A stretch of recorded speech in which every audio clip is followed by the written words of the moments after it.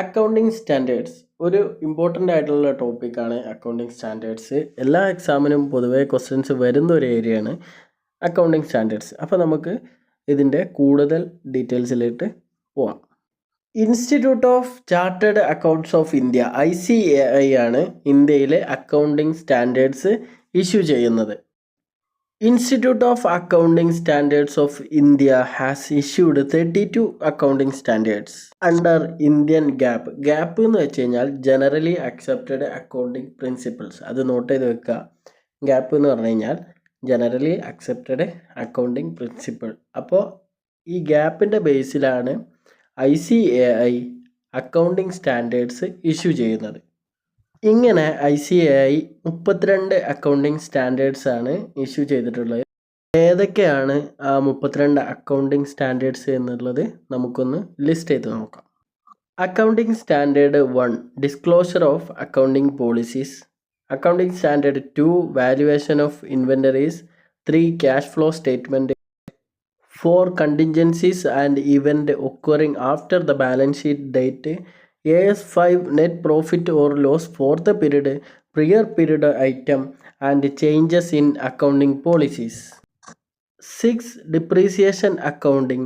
7 construction contract. AS8 accounting for research and development. AS9 revenue recognition. AS10 property, plant and equipment, previously known as accounting for fixed asset.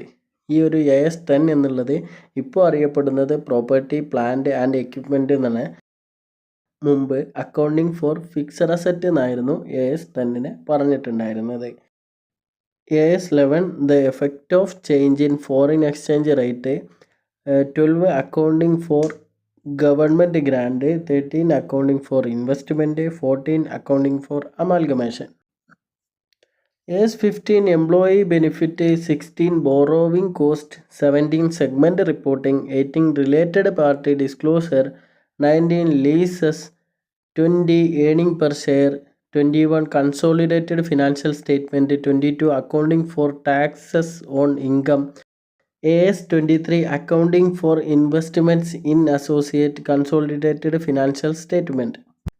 AS24 discontinuing operation. AS25 interim financial reporting. AS26 intangible asset. AS27 financial reporting of interest in joint venture. AS28 impairment of asset. AS29 provisions, contingent liabilities and contingent asset. AS30 financial instrument recognition and measurement. AS31 financial instrument presentation. AS32 financial instrument disclosure. ഈ accounting സ്റ്റാൻഡേർഡ്സിൽ നിന്ന് മെയിനായിട്ട് എങ്ങനെ question ചോദിക്കാമെന്ന് വെച്ച് കഴിഞ്ഞാൽ match the following ആയിട്ട് question ചോദിച്ച് കണ്ടുവരാറുണ്ട്.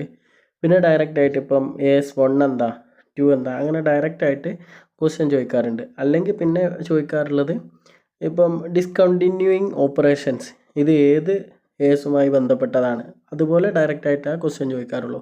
Detail ആയിട്ട് അതിനകത്തുനിന്ന് ക്വസ്റ്റ്യൻ ചോദിക്കാറില്ല സാധാരണ. ഇനി നമ്മൾ മനസ്സിലാക്കേണ്ട വേറൊരു കാര്യം, AS6, AS8, AS30, 31, 32 ഇതെല്ലാം വിഡ്രോ ചെയ്തിട്ടുണ്ട്. ജസ്റ്റ് അതും കൂടെ ഒന്ന് നോട്ട് ചെയ്ത് വെക്കാം. ഇനി ഈ ഒരു അക്കൗണ്ടിങ് സ്റ്റാൻഡേർഡ്സ് എന്നുള്ള ഒരു ഏരിയയിൽ നിന്ന് മോസ്റ്റ് റിപ്പീറ്റഡ് ആയിട്ട് സെറ്റ് എക്സാമിന് ചോദിച്ചിട്ടുള്ള ഒരു ഏരിയയാണ് ഇവിടെ കൊടുത്തിട്ടുള്ളത്. AS1, AS2, AS3, AS10, AS14, AS19, AS21 most repeated ആയിട്ട് ഈ അക്കൗണ്ടിങ് സ്റ്റാൻഡേർഡ്സ് എന്നാണ് റീസെൻ്റായിട്ട് ക്വസ്റ്റ്യൻസ് വന്നിട്ടുള്ളത്. അപ്പോൾ ഇത് കൂടുതൽ ശ്രദ്ധിച്ച് പഠിക്കാൻ ശ്രമിക്കുക. Okay, thank you.